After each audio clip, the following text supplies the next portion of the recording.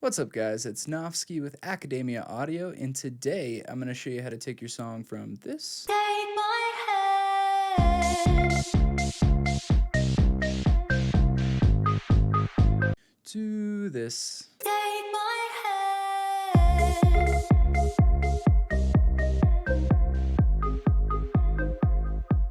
Won't you show me that it's real? Take my Alright, guys, so that is the track we'll be working in today, and this is a video series where I literally mix a song start to finish. I show you all the secrets, you see everything I do. There's no mystery magical song that pops out at the end and you have no idea how I got there. You'll see it all. We did already cover the pre-mix, just kind of getting your track set up for the mix down. We covered the drums, we covered the bass, we covered the synth bus, and today we'll just be breezing through the effects, showing you how you can get those nice risers and sweeps and impacts and things like that to kind of sit in your mix appropriately. So definitely stay tuned for that. Alrighty, guys, so that's my intro. Let's jump into the music. The effects bus. So first things first, I have an impact, and fortunately it is not happening on a kick, but if it was, I would probably have to cut the subfrequency out. You don't want an impact and a kick hitting at the same exact time, because all an impact is technically a sweep with a kick in it. So just a quick side note there. Let's go ahead and hear this in context with the track.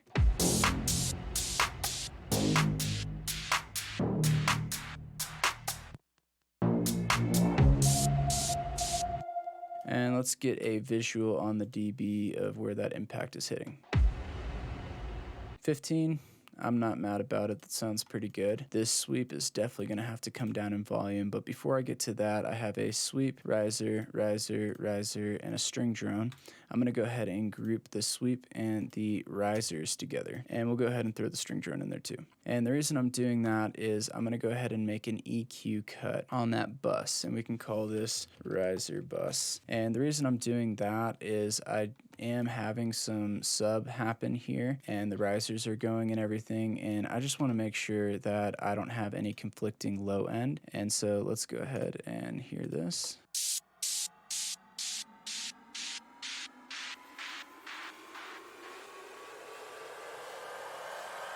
Yeah, so you would never even be able to tell that there is a EQ cut there. And the reason I grouped them all together is typically anytime I have a riser or a sweep in a song, there is sub information happening somewhere in the song. And so I always just play it on the safe side and I cut all the low end there. And if it is a sound that I don't want to cut the low end, I have it up here, like the impact. We wouldn't want to cut the low end on that because there is a kick happening. So that would eliminate the kick entirely. Let's go ahead and give this a listen. I do have a string drum going on in the drop.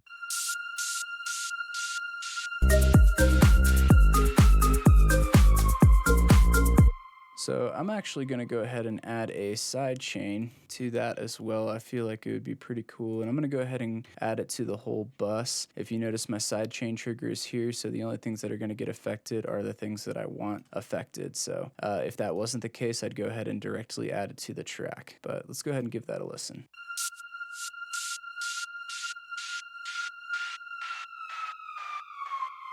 Let's listen to that in context.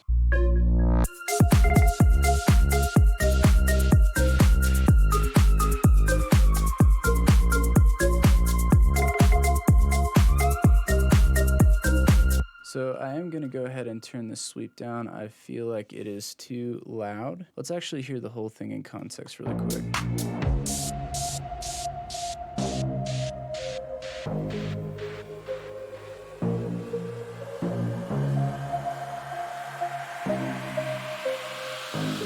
The whole bus is too loud. So I'm gonna go ahead and chop off 5 dB right out the gate, and let's give it a listen.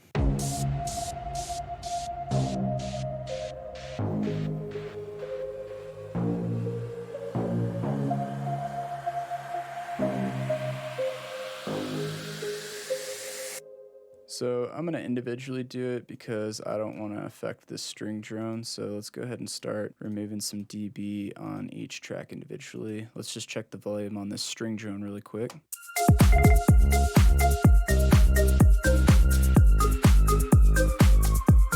Yeah, that's fine for now. I do want to do some more processing on that later. So let's go ahead and bring this down another 4. I'm going to bring down this riser another 5, and let's hear this one in the mix.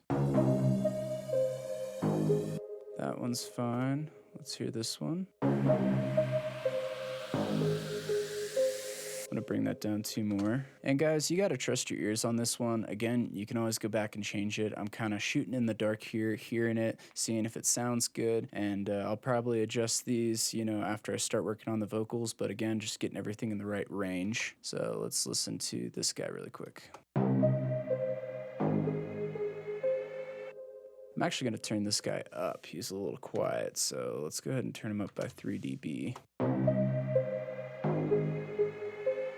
Now, let's listen to all of these guys together.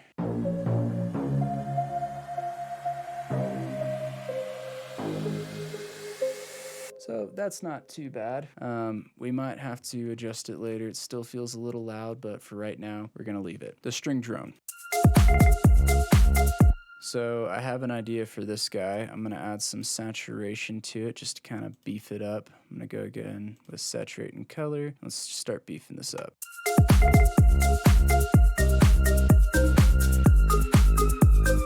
So that didn't do it for me, so we're gonna go ahead and add decapitator. I want this really nice and beefy. Let's go to a vocal setting.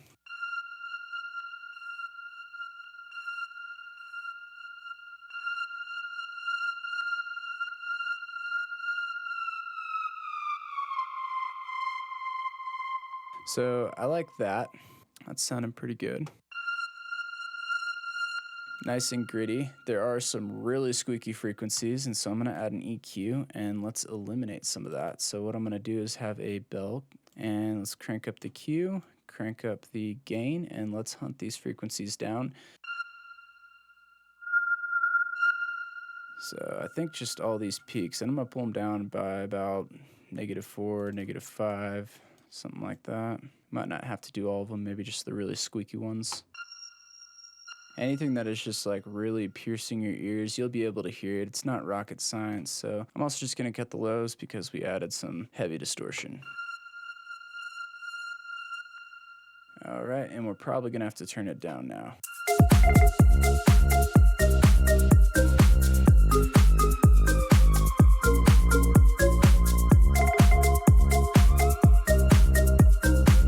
Perfect. I like where it's sitting.